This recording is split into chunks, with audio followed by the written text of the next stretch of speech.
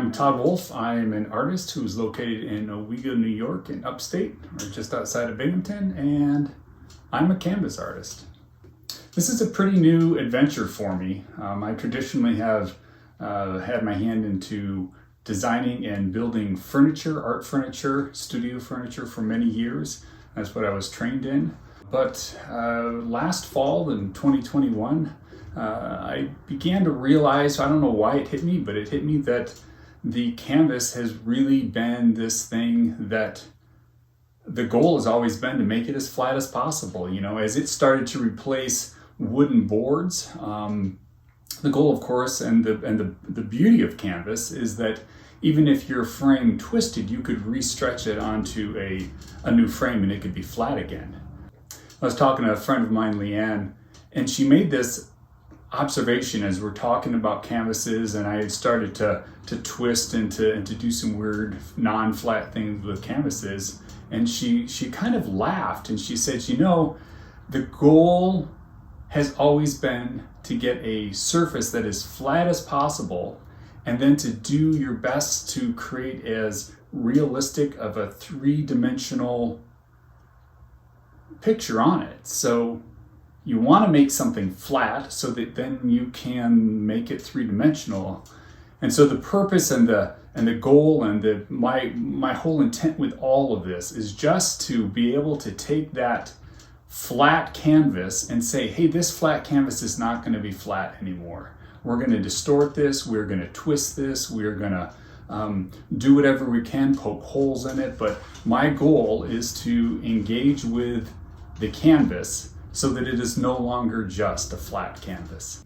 So the name of the show is Breaking the Plane Iterations, and that breaking the plane has to do with the flat plane, that two-dimensional plane of the canvas, and breaking that and engaging with it as a three-dimensional thing instead of just a two-dimensional thing. The twisting of the canvas, and then the second part of the name, Iterations, has to do with two different things. First of all, it has to do with how I got to where I'm at now with these canvases.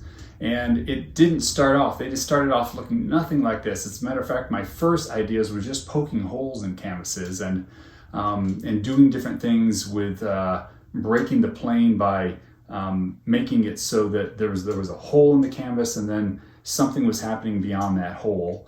But then that morphed very quickly into some different stuff, some twisting of the canvas, some gluing objects onto the canvas and then twisting that. And then at some point it was about building these frames, which is where I'm kind of at right now, building these frames that intentionally twist the canvas and manipulate the sides of the canvas in a whole bunch of different ways. And then how those, when you do that, and then you repeat those and twist them and turn them 90 degrees, turn them 180 degrees, how do they interplay with one another? And they really play with the light, and they play with the shadows and that negative space in between the canvases.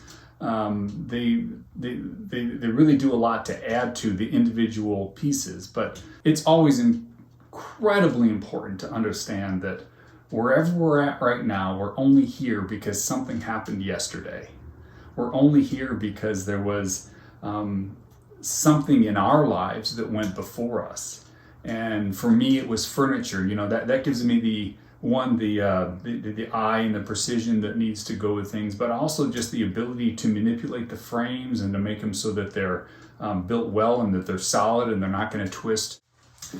So at some point, there's the conversation that happens with these is, are these sculpture or are these paintings? And obviously they're not paintings in a traditional sense by any means, but they are canvases, and canvases are meant to be painted on. Right now they are simply white to emphasize the form, but they are actually, they're very much wall sculptures.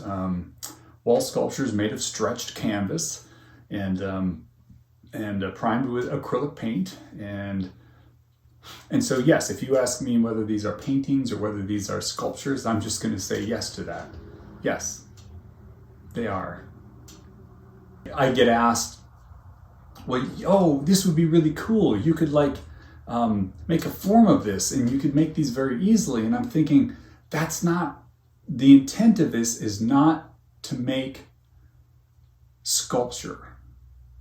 The intent of this is to manipulate the canvas. And by doing that, sculpture is created. There's an interesting challenge and benefit that happens in our lives when we are confined by certain parameters, and then within those things, make it happen. Even though there may be other ways to make some of this stuff, but confining myself to the canvas reality is a part of the challenge, and then also a part of what pushes it in a certain way that is there only because it's made of that material. And it's true with any material that we have. You know, doing a sculpture in bronze or in concrete or in any other thing, each one of those mediums, those materials, defines a little bit about what that piece is going to be.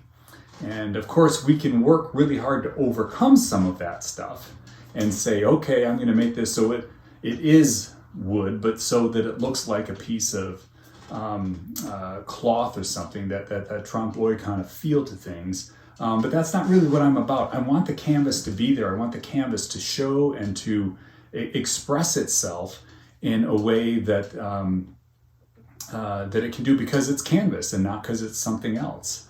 Being defined by those limits is not a bad thing, and it's not a bad thing to go outside of those limits either. I'm all for ditching the rules, and let's get outside of the rules and maybe switch the materials so you can do better things. But for me, again, right now, I call myself a canvas artist because I don't know what else to call me, and there's something that is necessary there. It's canvas, so we're sticking with it.